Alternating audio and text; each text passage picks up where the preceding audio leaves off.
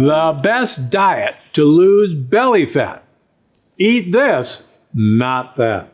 Okay, the truth is you cannot choose which area of the body that you can lose fat from.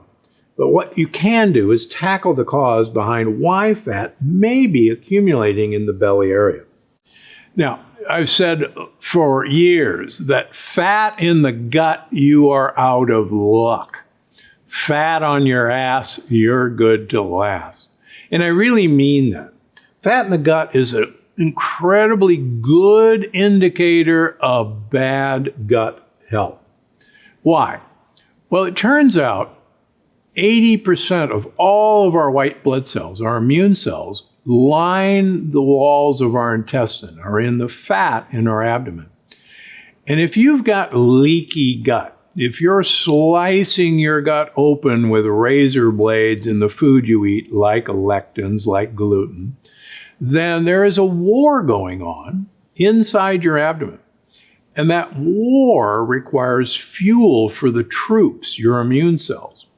And there's very strong evidence that I've written about in most of my books that this abdominal fat is actually the fuel depot, the ammo depot for your immune cells that are fighting a battle in your gut.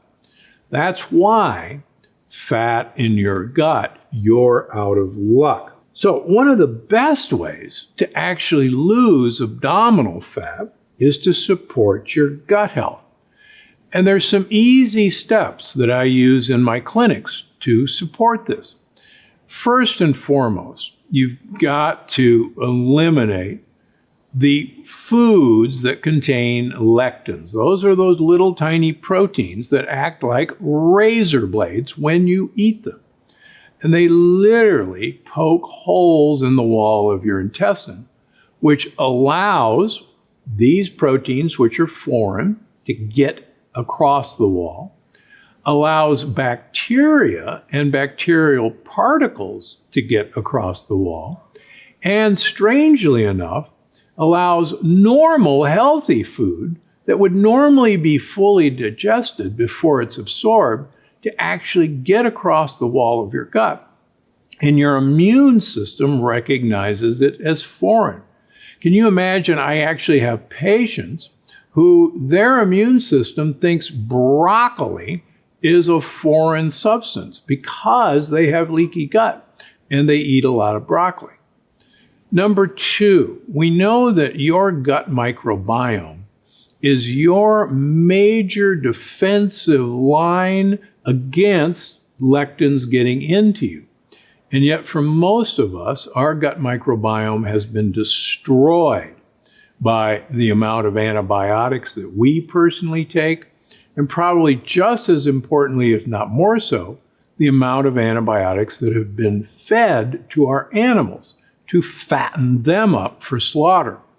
So you gotta be careful with the animals you eat. You gotta find organic, grass-fed, grass-finished, pastured, or wild-caught seafood.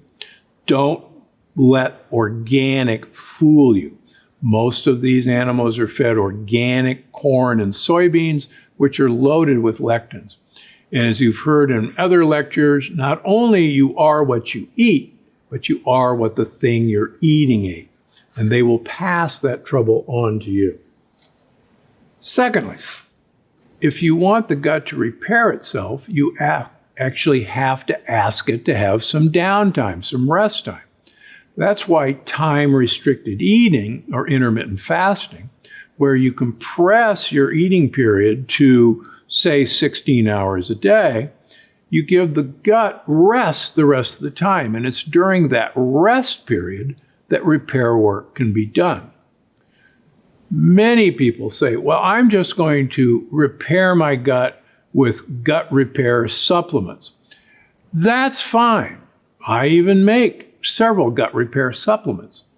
But if you keep swallowing razor blades, every time you repair the wall of your gut, it gets sliced open again. So the first thing you got to do is get those razor blades out of your diet. Now, why should we concentrate on belly fat? Well, because it is a sign of inflammation, and inflammation is the root cause of almost everything bad that's going to happen to you.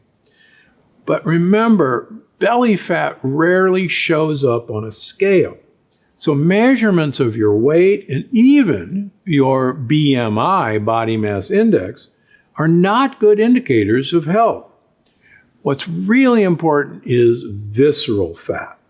And in fact, there's strong evidence that skinny obesity is an incredible health problem in this country. As I mentioned in Unlocking the Keto Code, 50% of normal weight individuals have metabolic inflexibility, have insulin resistance. 50% of normal weight individuals. That's why the scale may lie to you. Now, there are ways of finding out what your belly fat percentage is. Certain scales have a setting for belly fat percentage. And I talk all about this in episode 184, where I'm joined by the CEO and CSO of Bello, the world's first portable belly fat scanner. It's fun, it's easy to use, and it makes it easy to track what's the most lethal fat in your body, and that's the fat in your belly. So remember, fat in your gut, you're out of luck. The next episode of the Dr. Gundry podcast is waiting for you now. Fermentation is a very effective way of diminishing the lectin content of any food.